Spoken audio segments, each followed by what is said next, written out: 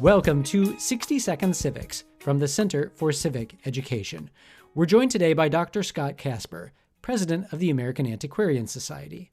Dr. Casper, what questions did the framers address in organizing the judicial branch? The delegates in Philadelphia barely thought about judicial power at all. If you read Madison's notes, you realize that virtually no time at the convention was spent talking about the judiciary.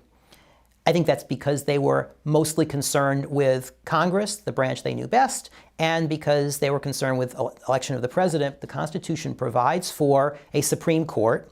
It provides for some system of inferior tribunals. The first Congress, after 1789, created the Judiciary Act that created the federal judicial system.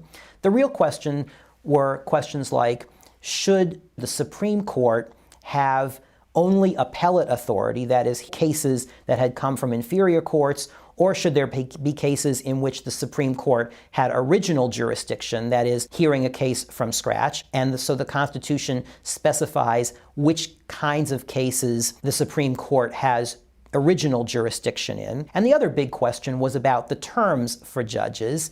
And we have a system in which, according to the Constitution, justices of the Supreme Court are appointed for life, essentially. Check out more interviews with Dr. Scott Casper in Unit 2 of the We the People Open course, a free online course on the U.S. Constitution at learn.civiced.org. That's all for today's podcast, 60 Second Civics, where civic education only takes a minute.